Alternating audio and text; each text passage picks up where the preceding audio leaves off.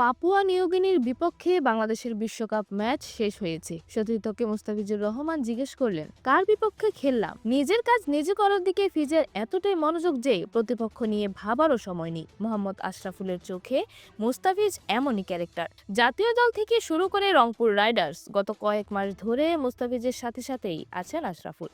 IPL থেকে মুস্তাফিজের বাদ পড়ার সময়টাই ছিলেন সবচেয়ে কাছে। এরপর তো তুগুল কি কাণ্ড ঘটে গেছে, বয়কট করা হয়েছে বিশ্বকাপও। তবে মুস্তাফিজ সবসময় ছিলেন ঠান্ডা মেজাজে। পাপুয়া নিউগিনির সাথে ম্যাচের পরের ঘটনা তুলতেই আশরাফুল বললেন, হ্যাঁ এরকমই, আমি এটা শুনিনি, তবে বিদ্যুৎ ভাইয়ের মতো ওর ক্যারেক্টার। মুস্তাফিজকে জাতীয় দলের সাবেক ব্যাটার শাহরিয়ার হোসেন বিদ্যুতের সাথে তুলনা করে তিনি বলেন, উনি এ ধরনের ক্যারেক্টার ছিলেন। কার সাথে খেলছেন এটা নিয়ে চিন্তা করছেন না, উনি কি করছেন এটা নিয়ে চিন্তা করতেন। ওনার একটা গল্প শুনেছিলাম, ওয়াকার ইউনিসকে 4টা 4 মেরে বলেছিলেন, এই মুয়া বলারটা কি মজাই লাগে। এই ধরনের ক্যারেক্টার, ওদের মনটা খুব ফ্রেশ থাকে। মুস্তাফিজ আইপিএল থেকে বাদ যাওয়ার পর এই ব্যাপারে তার সাথে কথা হয়েছে কিনা জানতে চাইলে আশরাফুল বলেন, আমি জিজ্ঞেস করিনি। ওর সাথে গত টি-20 সিরিজ থেকেই আমি একসাথে।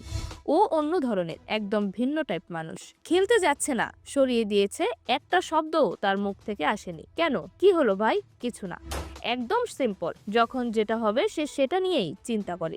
বিপিএল এর সাথে ছিল, রংপুর রাইডার্সের সাথে ছিল, সেখানেই মনোযোগ ছিল। এরপর দেখলাম পিএসএল এ নাম দেওয়া হয়েছে, সেখানে হয়তো খেলবে, আইপিএল এ হয়নি, পিএসএল এ খেলবে। এই ধরনেরই ও অনেক ইজি গোয়িং মানুষ মনে হয়েছে। মোস্তাফিজের ভাবনা জুড়ে শুধুই বর্তমান, না অতীত না ভবিষ্যৎ, সামনে পেছনে কি হবে তা নিয়ে এত ভাবার সময় নেই। এ কারণেই বোধহয় নিজের কাজটা ঠিকঠাক করে যাচ্ছেন বছরের পর বছর। জাতীয় ঐক্যের প্রতীক হয়েও চুপচাপ নিজের কাজ করে যাওয়া তো তাকেই মানায়। আশরাফুল তাই মনে করছেন, ফিজ একজন কিংবদন্তি। ও বর্তমান নিয়ে ভাবে, ভবিষ্যতে কি করতে হবে ভাবে না, অতীত নিয়েও এত ভাবে না। আজ আমার কি করতে হবে, কতটা উন্নতি করতে হবে, ওই বিষয় নিয়েই থাকি। এ কারণেই ভালো লেগেছে। তার মধ্যে বেশি চাহিদা নেই, শুধু খেলবে, খেলা নিয়ে চিন্তা করবে।